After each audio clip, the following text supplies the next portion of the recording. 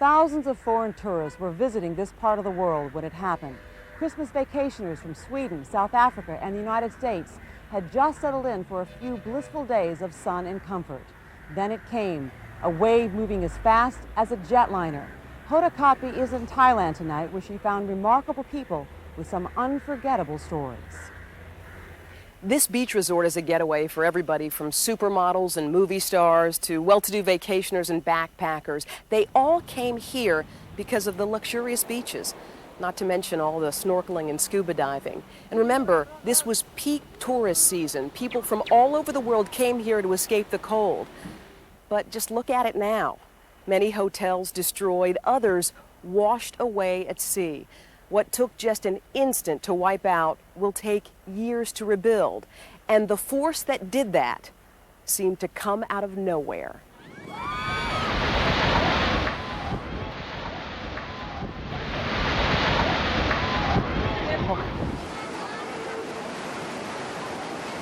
We were absolutely certain that we were going to die.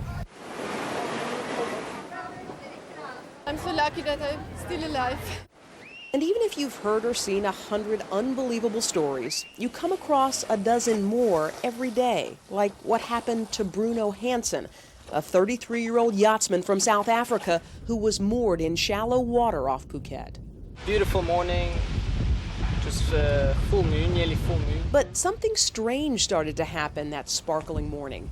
Bruno's 50-foot catamaran suddenly dropped 10 feet. It started spinning out of control. He didn't understand what was happening until he turned his head.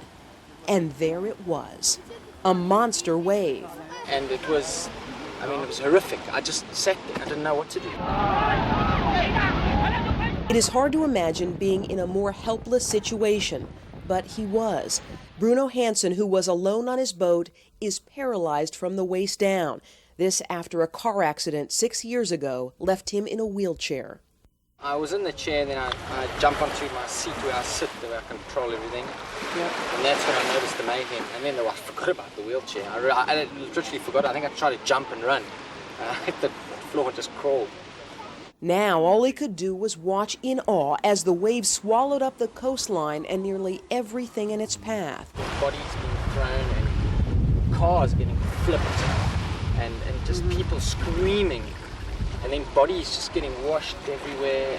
And Not only did this disabled sailor ride out the tremendous wave, he reached out to save someone else.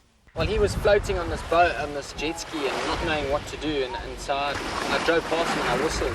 I went up to him, tied a rope on his jet ski, and he was like going, no. I'm going, come. So he stayed on the boat with me for like 8 hours.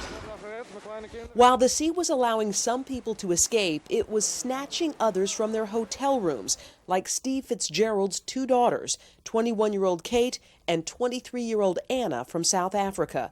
They were on vacation and hunkered down together in a bathroom just before the wave hit. I think you always talk in life about, something that happens that's going to change your life completely. And sort of at that moment, we knew that our lives were changed. Steve flew in from Africa as soon as he could. 18 agonizing hours after the tsunami hit, he got the news. His younger daughter Kate had survived and was in the hospital, but there was no word on Anna, a business student in her final year of college. You can't have the luxury of thinking about your past with your daughter or contemplation of your life or lack of life going forward. You just deal with what can you do now to try to find your daughter. There may have been reason to be optimistic. An aid worker told Steve he had seen Anna's name on a hospital log. Another said more survivors had been found. Steve went to work. He put up flyers, searched every hospital and every morgue. We've been to look at every single body that's come ashore. That's really what we've been doing mainly. That must be the most wrenching experience. Not good. But after days and days passed, Steve realized he had lost Anna. I said at her 21st birthday recently that I didn't know of any parent who could say that after 21 years they hadn't given their parents one single moment of problem. But that was my childhood. As broken as he is, Steve knows the pain could have been even worse. Probably the biggest problem we'll have will be the emotional state of the daughter that lives, who's trying to rationalize why she's the one and not the other. There are so many stories of loss, mothers, fathers, children, told in so many languages at this world-famous vacation paradise. Swedes and Germans and Americans united by incomprehensible tragedies. 59-year-old Ed Moosh of Toms River, New Jersey, had been living a love story. He and his wife, Helen, of 33 years. Do everything together. We're never apart. Just as they were on a round-the-world boating trip that brought them to a small island off Phuket. One minute, the couple was walking back to their boat. The next, they were chased by angry white water. And we held hands and we started running really fast. How big was it? The funny thing was, it wasn't like it was that tall, but it was this foaming froth of white foam. And I didn't realize how big it was until, as we were running, I looked over my shoulder. And I said to Helen, "Stop running. We can't run. We're just going to bear hug each other." Along with thousands of others fighting for their lives, Ed and Helen were forced underwater, gasping for breath, with a ceiling of debris and bodies above them. I realized suddenly I was on the other side of the island, and we were going out to sea, and then I knew we were really in trouble. The waves battered again and again. Helen lost consciousness. And I held on to Helen. I tried to get up, and she slipped away from me. And then my hand grabbed a piece of pipe, and I was able to pull my head above water. And then I saw Helen's head below, and I brought her up, and her face was pure white. And she was barely breathing. Somehow, amid all the chaos, Ed managed to hoist his wife onto a nearby boat. I just kept screaming at her, "We've made it. You just got to breathe. Just breathe."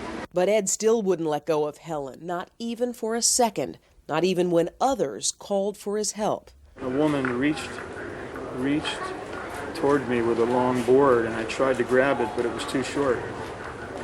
And I couldn't let go of Helen. I said, "If I don't jump in, she'll die. But I can't jump in, because if I leave Helen, she'll die." And I made the choice not to go in the water. After making that gut-wrenching decision, it was a race to the hospital, Ed not knowing if his wife had any chance of surviving. 2 days in intensive care, pneumonia, and a heart infection, but she pulled through. And Helen knows if it weren't for the love of her life, I would be drowned. I'd probably be out at sea right now. Yeah, for sure. So, yes, take care of me for the rest of my life, because that's the rule. Right? If you save somebody's life, you're responsible. But in a tragedy of this magnitude, even love can't conquer all. Ed is haunted by the faces and voices of those he might have helped. What do you think you lost that day? What I lost? Yeah.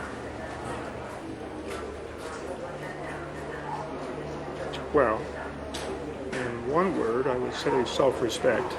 I just wanted one person to hear my story and really understand. I didn't need anybody to forgive me, because the people that had to forgive me were gone.